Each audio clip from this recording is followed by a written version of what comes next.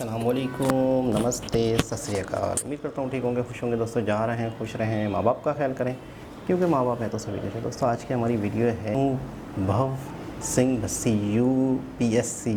इनकी वीडियो बड़ी वायरल हुई थी, UPSC लल्लन टॉप। तो देखते हैं इस वीडियो में ये क्या कह रहे हैं। इंटरव्यू चल रहा है इनका लल्लन टॉप चैनल पर। तो दीदी ने तो यूपीएससी की तैयारी की, उन्होंने निकाल दिया, फिर आपने तैयारी भी तो करनी। हमने भी करी। हाँ, इसी वही पे आ रहा हूँ। क्या थे ऑप्शनल? अरे मेंस तक पहुंचा कौन है?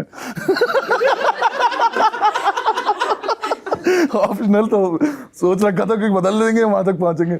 लॉ लिया था मैंने, पहले ही सोचा था कि लॉ लूंगा, लेकिन फिर वहां तक पहुंचने का मौका नहीं मिला मुझे। अच्छा, सी सेट में तो आपको सी सेट तो निकाल लिया था मैंने। सी सेट में क्या करना होता है? क्वालिफाइंग तो होता है, वही नहीं निकला ना। जीएस मैं तो सच बताऊं, मैं क्वेश्चन पढ़ के बहुत देर तक तो बैठे ही रहता था। मैंने कहा क्या पूछ रहा है यार ये, क्या मतलब क्या हो सकता है इस बात का, मुझे नहीं समझ में आता था। तो 4 ऑप्शन दे रखे हैं, फिर उसमें 4 ऑप्शन के नीचे लिख रखा है 1 and 2 या 1 and 3।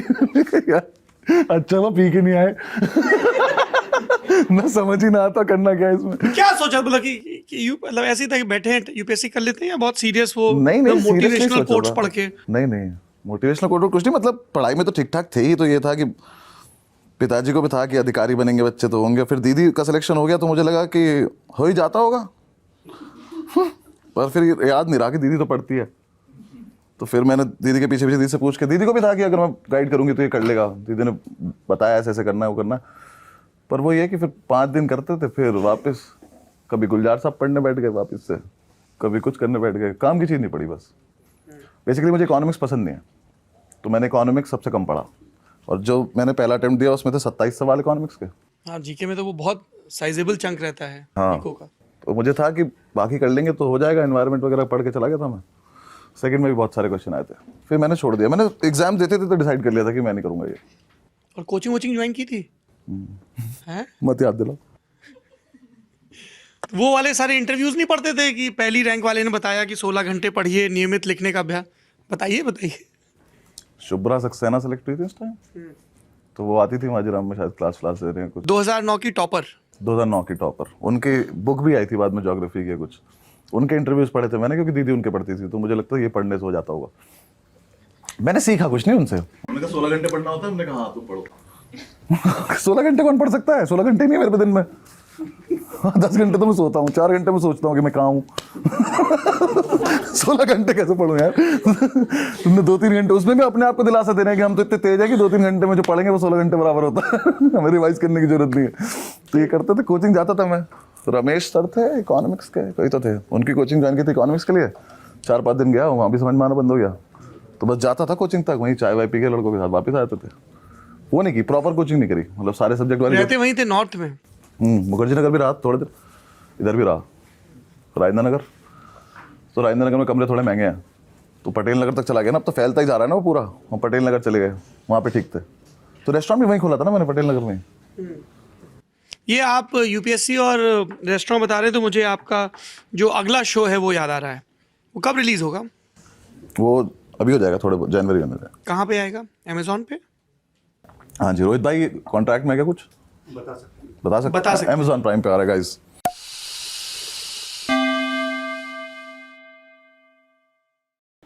तो इनके बारे में प्रॉपर एक इंटरव्यूज़ देखा तो पता चला कि कितनी ज़्यादा मतलब है कि कहाँ कहाँ तक इन्होंने क्या क्या कोशिश की और आज बने क्या हैं स्टैंड अप कॉमेडियन। और उसमें भी इन्होंने सिर्फ ट्राई की थी, मतलब इन्होंने कहा चलो करके देख लेते हैं। तो एक जगह ऑडिशन हुआ था, कुछ दिया था इन्होंने कुछ, और बाकायदा उनको बड़ा पसंद आया था।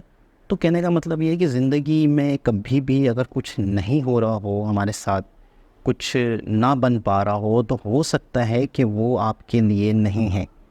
हो सकता है कि उससे बेहतर कुदरत ने कोई चीज़ आपके लिए लिखी हुई हो। कोई हो सकता है कोई और फील्ड हो, कोई और मामलात हो। किसी शहर में आप जाना चाह रहे हैं, उस शहर में आपकी सेटिंग नहीं बन पा रही, तो हो सकता है कि वो आपके लिए बेहतर नहीं हो। तो ये ज़िंदगी में अप एंड डाउन, ये सारी चीज़ें जो है ना कहीं लिखी हुई है। अच्छा, जब एक सवाल आता है जहन में कि अगर चीज़ें लिखी हुई हैं, पहले से फिक्स हैं, तो हम क्या करें?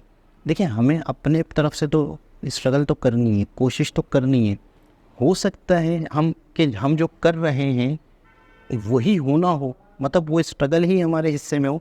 और दूसरी चीज़ है कि अगर एक चीज़ आप कोई स्ट्रगल कर रहे हैं और वो चीज़ नहीं होती, आप कुछ और कर रहे हैं, तो वो भी आपका एक्सपीरियंस आपके साथ जुड़ जाता है।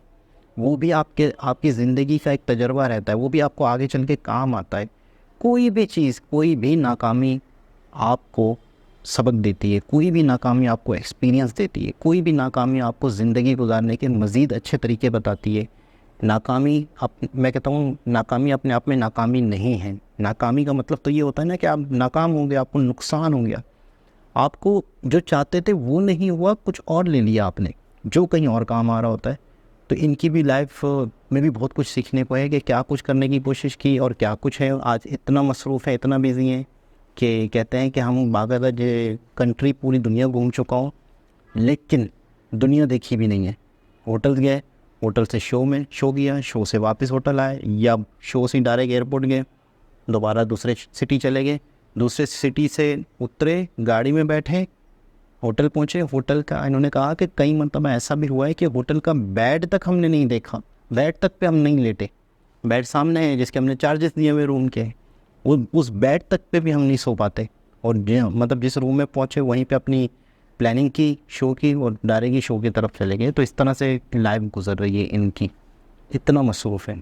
और अच्छा, एक चीज़ और मैं अक्सर सोचता हूँ, ये भी आप मुझे बताएं, क्या दुनिया में सबसे ज़्यादा आज एक्टर्स हो गए या कॉमेडियन हो गए या इंटरटेनमेंट की जो फील्ड है, यहाँ के लोग बहुत कमाते हैं, एक डॉक्टर या इंजीनियर से ज़्यादा कमाते हैं। तो क्या दुनिया में सबसे ज़्यादा ज़रूरत खुशियों की है, इंटरटेनमेंट की है? मतलब 4 लोग हैं हमारे पास, 2 इंटरटेनमेंट के बहुत बड़ी शख्सियात हैं और 2 मेडिकल से हैं, इंजीनियर हैं, जो भी हैं। वो 1-1 करोड़ ऐसे भी एक्टर्स हैं, ऐसे भी हीरोज़ हैं साउथ इंडिया के जो 1 करोड़ से ज़्यादा, 100 करोड़ से ज़्यादा लेते हैं चार्जेस, 100 करोड़ से ज़्यादा।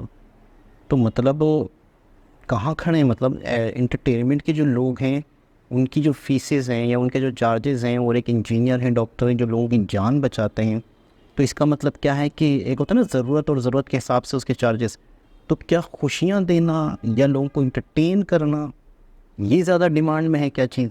यानी कि इसकी ज़्यादा ज़रूरत है लोगों को? मतलब थोड़ा सा आप इस बात को सोचिएगा कि या इसके पीछे कोई और फ़िलॉसफ़ी है या कोई और मार्केटिंग वाला मामला है, चीज़ें इन्वॉल्व होती हैं। मेडिकल में तो प्रोडक्ट इन्वॉल्व नहीं होती, स्पॉन्सर इन्वॉल्व नहीं होता। तो थोड़ा सा आप इस पे कमेंट्स के ज़रिए से बताएं, या कोई ऐसी वीडियोज़ हम मुझे सजेस्ट करें। तो अक्सर मैं इस बारे में भी सोचता हूँ इसकी क्या वजह है कि एक इंटरटेनमेंट देने वाला, बेशक वो अंगूठा छाप भी हो, वो एक बहुत बड़े इंजीनियर से, डॉक्टर से ज़्यादा कमाता है। तो दोबारा किसी बहुत ही ज़्यादा ज़बरदस्त किस्म का सेंस ऑफ ह्यूमर है। अच्छा, यूपीएससी करने की कोशिश की, नहीं हुआ, कोशिश की कर ज़्यादा जान भी नहीं मारी, मज़ा भी नहीं आता था, समझ में भी नहीं आता था। तो मैंने एक चीज़ सीखी है ज़िंदगी में कि हर शख्स जो है ना, वो कुछ ना कुछ पैकेज होता है, वो खुद से कुछ पैकेज होता है, उसने बनना कुछ होता है, कुदरत उसको कुछ ना कुछ बनाने वाली होती है, लेकिन वो कर कुछ और रहा होता है।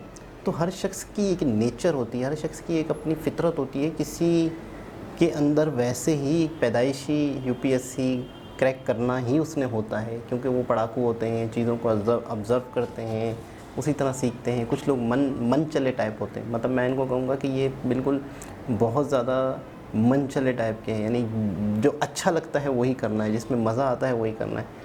तो इनका मैंने इंटरव्यू देखा भी था एक, हाँ मेरे ख्याल में वहाँ देखा था रणवीर अलाहाबादी के शो में।